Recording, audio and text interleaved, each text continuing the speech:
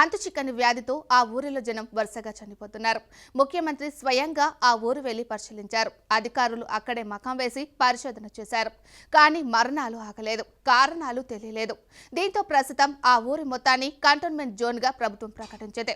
జమ్మూ కాశ్మీర్లోని రాజౌరీలోని బాదల్ గ్రామాన్ని cantonment zone గా మార్చారు.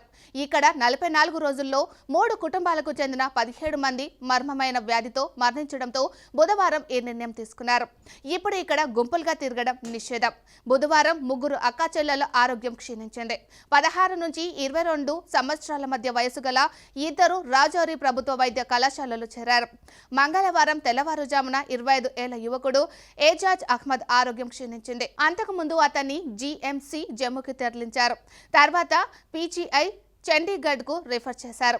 డిసెంబర్ 7 నుంచి జనవరి 19 మధ్య గ్రామంలో అనుమానాస్పద స్థితిలో మరణాలు చోటు చేసుకున్నాయి. ఈ మరణాలకు గల కారణాలు ఇంకా వెల్లడి కాలేదు. మంగళవారం ముఖ్యమంత్రి ఓమర్ అబ్దుల్లా తనిఖీ కోసం గ్రామానికి చేరుకున్నారు. ఆ తర్వాత గ్రామాన్ని కంటోన్మెంట్ జోన్గా చేయాలని పాలకులు నిర్ణయించారు. ఈ వ్యాధిని కేంద్ర బృందం పరిశీలిస్తుంది.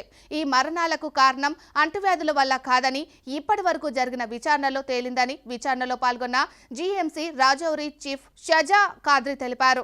ఆహార పదార్థాల్లో ఏమైనా విషపూరితం ఉందా లేదా అనే విషయాన్ని తెలుసుకోవడానికి బృందం 200 కంటే ఎక్కువ ఆహార పదార్థాల నమూనాలను వివిధ సంస్థలకు పంపారు.